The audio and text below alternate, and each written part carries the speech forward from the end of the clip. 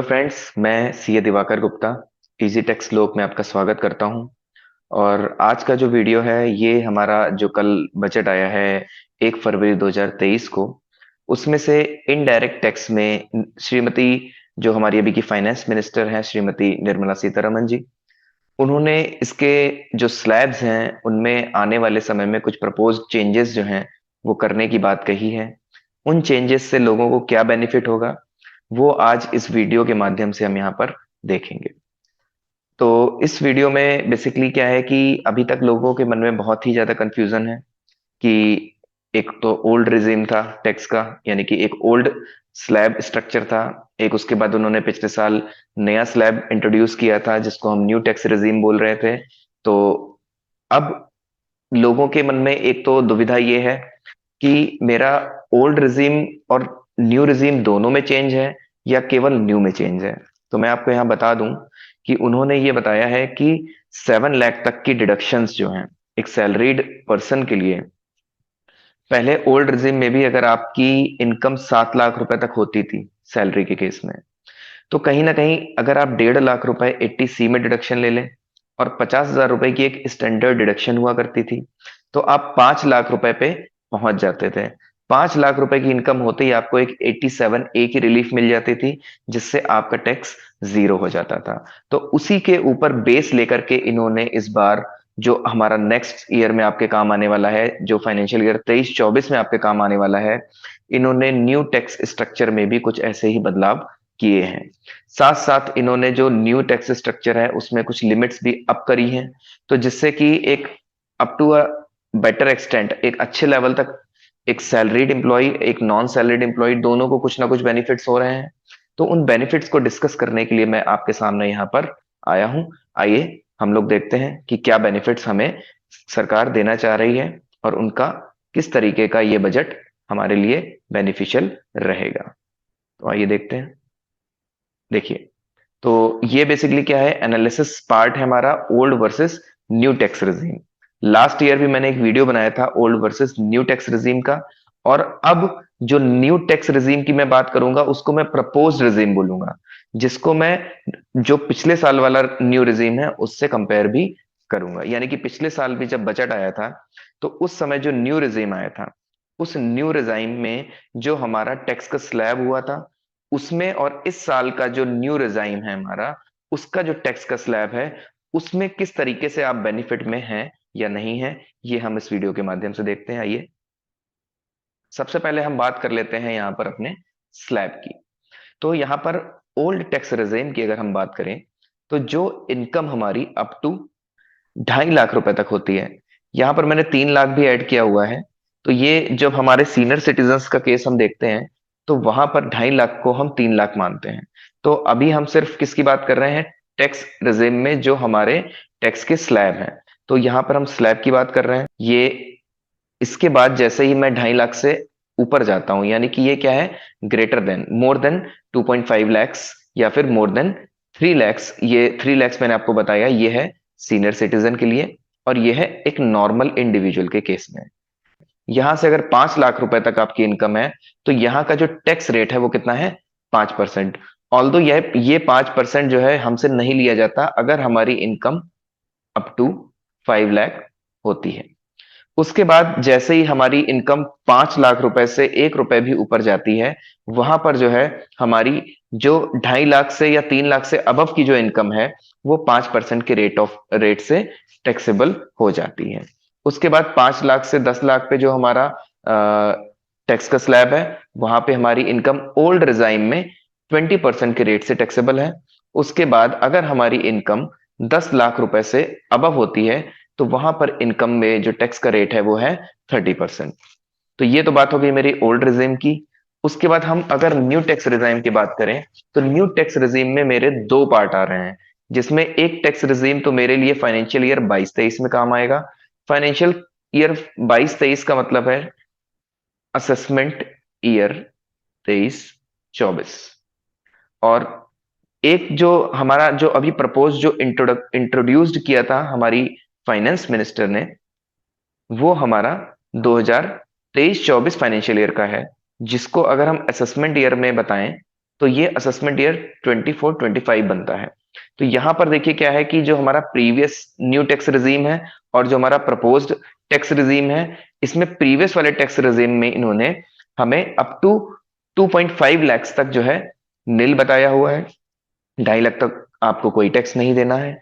और उसके बाद 2.5 लाख से 5 लाख के बीच में आपका टैक्स जो बनता है वो बनता है 5%। एक कॉमन बात मेरी जो ओल्ड रिजीम में और जो न्यू टैक्स रिजीम में है वो ये है कि ओल्ड टैक्स रिजीम और न्यू टैक्स रिजीम दोनों में जो हमारी 87 ए की रिलीफ दी जाती थी, जिसमें कि अप टू 5 लाख तक ना ही टैक्स आपको यहां पर देना है और ना ही टैक्स आपको यहां पर देना है। तो ये चीज आप ध्यान रखिए कि 87 ए की जो रिलीफ है वो दोनों के लिए एप्लीकेबल है। तो अगर आपकी इनकम 5 लाख रुपए तक है तो आपको कहीं भी टैक्स नहीं देना, ना ओल्ड में ना न्यू में। अभी प्रपोज्ड जो चेंज अभी कल यानी कि दिनांक 1 फरवरी 2023 को जो किए गए हैं उसकी बात हम बाद में करेंगे। उसके बाद 5 लाख की इनकम से 7.5 लाख की इनकम पर 10% का टैक्स रेट है, और 7.5 से 10 लाख की इनकम पर 15%। जब मैं यहाँ पे 7.5 कह रहा हूं यानी कि ये क्या है, more than 7,50,000 up to 10 lakhs। तो ऐसे ही more than 10 lakhs to 12.5 lakh यानी कि 12,50,000, यहाँ पर जो है 20% के रेट से टैक्स है। 12,50,000 से ग्रेटर होते ही अप टू 15 लाख तक जो मेरा टैक्स स्लैब है वो टैक्स का रेट आता है वहां पे 25%। एंड अबव 15 lakhs पे मेरा टैक्स का रेट कितना हो जाता है, 30%। ठीक है, तो ये तो बात हो गई मेरी ओल्ड रिजीम और न्यू रिजीम की। ओल्ड रिजीम और न्यू रिजीम दोनों ही आपके फाइनेंशियल ईयर 22-23 में एप्लीकेबल है। आप चाहें तो ओल्ड रिजीम में जाइए, आप चाहें तो न्यू रिजीम में जाइए। अब बात कर लेते हैं जो हमारा बजट आया था उसमें जो इन्होंने हमारा नया टैक्स का स्लैब बताया है अंडर न्यू टैक्स रिजीम। तो न्यू टैक्स रिजीम में जो इनकम टैक्स का नया स्लैब है वहां पर इन्होंने ये जो 2.5 लाख की लिमिट आपको दिख रही है ओल्ड वाले में, इसको बढ़ा करके यहां पर इन्होंने 3 लाख किया है। ये कह रहे हैं कि आपको 3 लाख रुपए तक कोई भी टैक्स नहीं देना अगर आपकी इनकम अप टू 3 lakhs है। लेकिन अगर आपकी इनकम जो है 3 लाख से 6 लाख के बीच में आएगी तो आपका जो टैक्स है वो कितना पड़ेगा, 5%। फिर कह रहे हैं कि अगर 6 लाख से 9 लाख, 6 lakhs टू 9 lakhs अगर आपकी इनकम आती है तो आपको जो मोर देन 6 lakhs से लेकर के अप टू 9 lakhs है वहां पर 10% का टैक्स देना है। उसके बाद मोर देन 9 से 12 lakhs तक आपको 15% का टैक्स देना है। देखिए यहाँ पे वेरिएशन हो रहा है, यहाँ पर 5 लाख की लिमिट बढ़ाकर इन्होंने 6 कर दी है, और 7.5 से उठा करके 1.5 लाख बढ़ा के यहाँ पे 9 लाख कर दिया है। और इधर आपका 6 से 9 हो गया है, इधर 5 से 7.5 था। तो ये आप कंपेयर कर सकते हैं, अगले साल में अगर आप न्यू टैक्स रिजिम में जाएंगे तो आपको अल्टीमेटली बेनिफिट होने ही वाला है। और उसके अलावा आप 9 लाख से 12 लाख रुपए पे जाएंगे तो आपको 15% टैक्स देना है। और अब मोर देन 12 लाख से 15 लाख तक जो टैक्स का रेट है वो कितना है, 20%। अब यहाँ पर देखिए 20% एंड 25% के बीच में इन्होंने यहाँ पर 5% का वेरिएशन रखा था, बट अब की बार ये वेरिएशन इन्होंने खत्म कर दिया है। 20% के टैक्स के बाद में सीधे 30% का इन्होंने स्लैब रेट में चेंज किया गया है। तो यहाँ पे जब आप मोर देन 15 lakhs हो जाएंगे तो यहाँ पर भी आपको 30% के रेट से ही टैक्स पेयर करना पड़ेगा। तो ये बात हो गई मेरे टैक्स स्लैब की। अब हम आगे बढ़ते हैं, क्योंकि मैंने आपको वीडियो के स्टार्टिंग में ये बताया है कि मैं आपको बताऊंगा कि आने वाले समय में आपके लिए ओल्ड टैक्स रिजीम अच्छा रहेगा या फिर जो प्रपोज्ड वाला जो मेरे अभी बजट में प्रपोजल आया है वो अच्छा होगा। तो आइए देखते हैं। अब एक चीज और है, जो हमारा बजट प्रपोज्ड हुआ है उसमें जो हमारा टैक्स स्लैब है, ये वाला ये वाला टैक्स स्लैब जिसमें हमारा income up to 3, 3 to 6, 6 to 9, 9 to 12, 12 to 15 and more than 15 वाली बात कही गई है। तो यानी कि जो चेंजेस हैं वो केवल और केवल किस में है, न्यू टैक्स रिजीम में, ना कि ओल्ड टैक्स रिजीम में। ओल्ड टैक्स रिजीम को उन्होंने ऐसे ही कैरी फॉरवर्ड किया हुआ है। आगे बढ़ते हैं। अब हम समझते हैं कि किस तरीके से हमें बेनिफिट हो सकता है। आइए देखते हैं। मैंने यहाँ पर एक चार्ट आपके सामने बनाया है जिसमें लिखा हुआ है टैक्स एनालिसिस चार्ट। इस टैक्स एनालिसिस चार्ट को थोड़ा ध्यान से समझ लेते हैं पहले। मैंने यहाँ पर एक ग्रॉस इनकम दी हुई है जो कि रुपीज में दी हुई है मैंने। तो ये ग्रॉस इनकम का मतलब क्या है, इस ग्रॉस इनकम में मैंने दो पार्ट किए हैं इसके।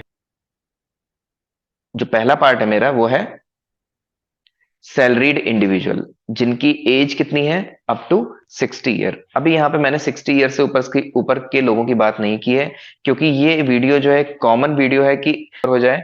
तो यहाँ पर जो भी मैं बता रहा हूँ वहां पे सीनियर सिटीजन की कोई बात नहीं है, केवल इंडिविजुअल की मैं बात कर रहा हूँ। और यहाँ पर मैंने केवल सैलरीड इंडिविजुअल ही नहीं, बल्कि अदर देन सैलरीड इंडिविजुअल, वो इंडिविजुअल जिनके केवल नॉर्मल इनकम है। नॉर्मल इनकम मतलब कि उन इनकम, वो इनकम जो कि मेरे स्लैब में कवर होती हैं। बहुत सी इनकम ऐसी होती हैं, जैसे आपकी कैपिटल गेन्स होते हैं, आपकी कैजुअल इनकम्स होती हैं, या अदर इनकम्स भी कुछ ऐसी हैं जो कि अलग अलग सेक्शंस में इनकम टैक्स उसके अलग अलग परसेंटेज डिफाइन करता है कि इतने परसेंट से ये इनकम टैक्स होगी।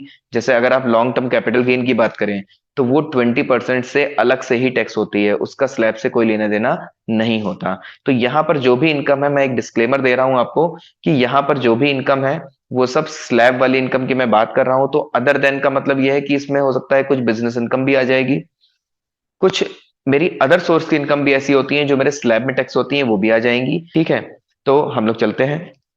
सबसे पहले हम बात करेंगे जो सैलरीड इंडिविजुअल्स हैं मेरे। तो सैलरीड इंडिविजुअल, इनके केस में अगर वो ओल्ड रिजीम में रहते हैं, तो ओल्ड रिजीम में अप टू 5 लाख इनकी इनकम कितनी है, नील। 5.5 लाख पे भी इनकम कितनी है, नील। 6 लाख पे भी इनकम कितनी है, नील। एंड 7 लाख पे भी इनकम है, नील। अब आप कहेंगे कि 5 लाख तक तो कोई टैक्स नहीं बनता है, 87A की रिबेट मिल जाती है, उसके बाद तो टैक्स बनना शुरू हो जाता है। तो भाई साहब मैं आपको यहाँ पर ये बता दूं कि ये जो मैंने नील शब्द का यूज किया है, मैंने नीचे आपको यहाँ पर एक बात लिखी है कि हमने यहाँ पे जब ये इनकम टैक्स कैलकुलेट कर रहे थे हम, तो हमने मैक्सिमम पॉसिबिलिटी होती है लोगों की कि वो 1.5 लाख रुपए जो है अपना 80C में जो है डिडक्शन के रूप में इन्वेस्ट करते हैं। तो अगर 5 लाख के ऊपर 1.5 लाख हम और जोड़ लें, तो 6.5 लाख की इनकम एग्जेम्प्ट हो गई। क्योंकि अब ये बात हो रही है सैलरीड इंडिविजुअल की, तो सैलरीड इंडिविजुअल के केस में वहां पर 50,000 की स्टैंडर्ड डिडक्शन भी उनको एडिशनली मिलती है, जबकि ये स्टैंडर्ड डिडक्शन जो अदर देन सैलरीड क्लास होते हैं उनको नहीं मिलती। तो मैंने यहाँ पे अदर देन सैलरीड और सैलरीड पर्सन दोनों को अलग अलग बाइफरकेट किया है, दोनों का अलग अलग टैक्स डाला हुआ है। तो यहां तक अगर आपने 2 लाख रुपए, यानी कि 50,000 तो स्टैंडर्ड डिडक्शन सैलरी की बात हो रही है, और 1.5 लाख रुपए अगर आपने 80C में आपको रिबेट मिल रही है, तो अप टू 7 लाख आपकी इनकम पर कोई भी टैक्स नहीं होगा। उसके बाद जैसे ही आपकी इनकम 7.5 लैक्स हो जाएगी, यानी कि 7 लाख से जैसे ही आप ऊपर बढ़ेंगे, अगर आप 1 रुपया भी ऊपर बढ़ेंगे, तो आप कितने की डिडक्शन ले पाएंगे, सिर्फ 2 लाख की। तो 2 लाख की डिडक्शन के बाद में जो आपका टैक्स बनता होगा, वो होगा 7.5 लाख की इनकम पे। जो एडिशनल 50,000 है उससे मतलब नहीं है, यहाँ पे मतलब है कि अब हमारी इनकम पे टैक्स कहां से लगना शुरू हो जाएगा, फ्रॉम द वेरी बिगनिंग।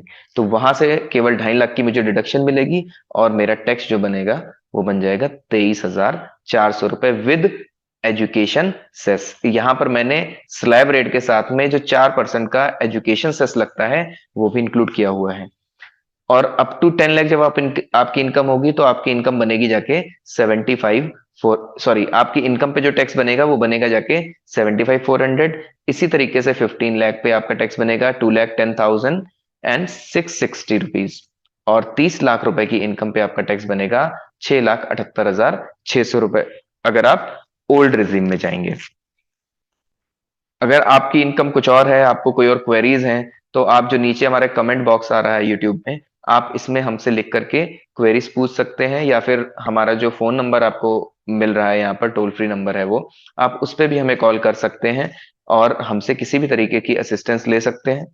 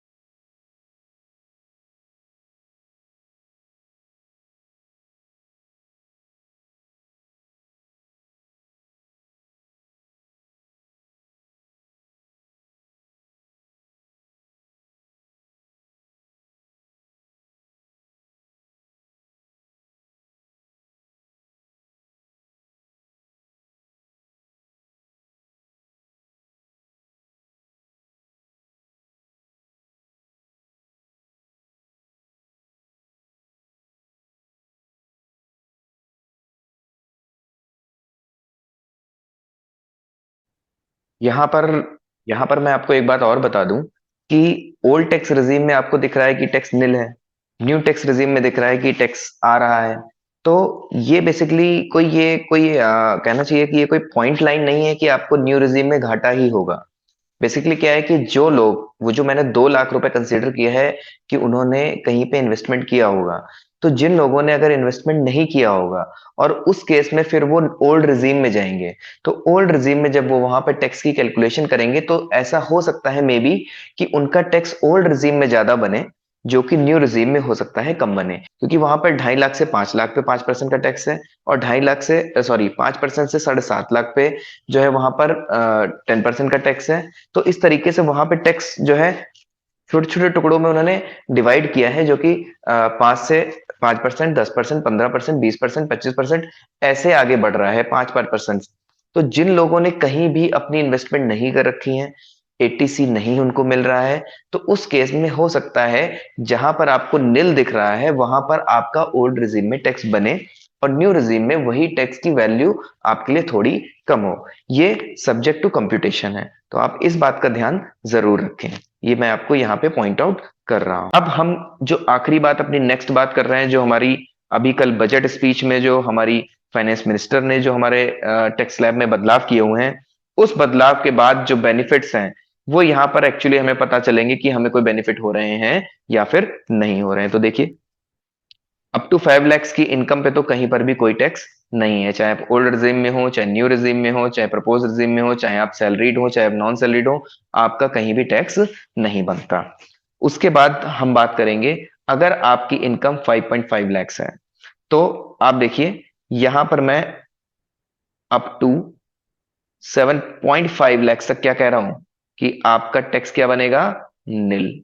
ये मैं किस बेसिस पे कह रहा हूं, क्योंकि यहां पर आपको एक खुशखबरी यह है कि 50,000 की जो स्टैंडर्ड डिडक्शन है वो इन्होंने प्रपोज्ड रिजीम में आगे कैरी फॉरवर्ड कर दी है। यानी कि ओल्ड रिजीम में भी है और प्रपोज्ड रिजीम, और ये प्रपोज्ड रिजीम मैंने फिर से बता दूं आपको कि ये आपको नेक्स्ट फाइनेंशियल ईयर यानी कि फाइनेंशियल ईयर 23-24 में आपके काम आने वाला है। ये अभी जो हम रिटर्न्स भरेंगे जुलाई के लिए, उसमें ये काम नहीं आएगा। लेकिन फिर भी हम देखते हैं कि सरकार ने नेक्स्ट ईयर के लिए हमें क्या तोहफा दिया है। तो देखिए, आपका जो न्यू रिजीम में टैक्स लगना शुरू हो जाता था अप टू 5.5 लाख से, ये हटके सीधे सीधे आपका जो है न्यू टैक्स रिजीम में देखिए 7.5 लैक्स तक की इनकम पे आपका कोई भी टैक्स नहीं बनता। अगर आप कौन है, अगर आप सैलरीड इंडिविजुअल है। लेकिन अगर आपका कोई बिजनेस या आपके अदर सोर्स की इनकम्स है, तो उस केस में वो 50,000 रुपए की एडॉक डिडक्शन तो मिलेगी नहीं आपको। तो आपका यहाँ पर 7 लैक्स तक कोई भी टैक्स नहीं है। उसके बाद आप 7.5 लैक्स पे जब आएंगे, तब यहां पर आपका टैक्स बनना शुरू हो जाएगा, और ये रिस्पेक्टिवली आपका टैक्स बनता चला जाएगा। अब देखिए, यहाँ पर 7 लैक्स तक जो है कोई भी टैक्स आपका इसलिए नहीं लग रहा है क्योंकि यहाँ पर भी निर्मला सीतारमन जी ने जो है अपनी स्पीच में बोला है कि 7 लाख तक जो भी हमारे प्रपोज रिजीम है, यानी कि जो हमारा न्यू टैक्स रिजीम का प्रपोज्ड पार्ट अगले साल में हमारे पास 23-24 में आएगा, वहां पर 7 लाख रुपए तक वो आपसे कोई भी टैक्स नहीं लेंगे। पर 7 लाख से जैसे ही आपका 1 रुपया भी ऊपर होगा, उसके बाद आपको टैक्स देना पड़ेगा। और किस तरीके से देना पड़ेगा, 3 लाख से 6 लाख पे 5%, 6 लाख से ऊपर 9 लाख रुपए तक जो भी हमारे स्लैब है 10% के हिसाब से, फिर उसके आगे सो ऑन, जो मैंने अभी आपको टैक्स बताया उस हिसाब से आपको वहां पर पेमेंट करनी पड़ेगी। तो ये जो है बेसिकली, अगर एनालिसिस पार्ट में हम देखें यहाँ पर, तो जो हमें बेनिफिट हो रहा है वो यहाँ पर हो रहा है प्रपोज रिजीम में। देखिए, आप अगर ओल्ड रिजीम में होंगे तो आपको 7.5 लाख रुपए यानी कि 7.5 लैक्स तक जो है 23,400 रुपए का पेमेंट करना पड़ेगा। लेकिन अगर आप न्यू रिजीम में जाएंगे तो आपको 39,000 का पेमेंट करना पड़ेगा। अगर आप प्रपोज रिजीम में जाएंगे, बाकी क्योंकि देखिए न्यू रिजीम ही कन्वर्ट होकर प्रपोज रिजीम हो जाएगा कब, 23-24 में। यानी कि अगर मैं 22-23 की बात करूं, तो 22-23 में मुझे जो बेनिफिशियल है वो क्या है, तो मेरा जो क्रक्स निकल के आ रहा है कि 22-23 के लिए अगर मेरी इनकम अप टू 7.5 लैक्स है, तो मेरे लिए कौन सा स्लैब अच्छा है, ओल्ड रिजीम मेरे लिए बेनिफिशियल है। उसके बाद अगर मेरी इनकम अप टू 10 लाख है तो भी मेरे लिए कौन सा रिजीम अच्छा है?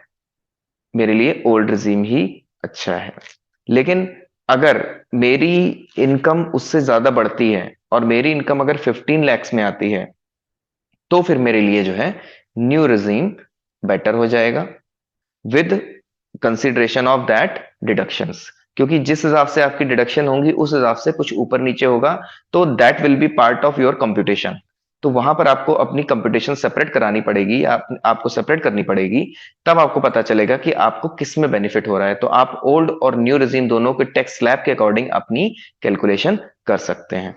तो यहाँ पर जो मैंने फिक्स इनकम और फिक्स कुछ चीजें कर दी हैं उसके हिसाब से जो है अप टू 10 लाख जो है मेरा कौन सा ओल्ड रिजीम ज्यादा अच्छा है, जो कि मैं आपको बोल रहा हूं 22-23 फाइनेंशियल ईयर के लिए।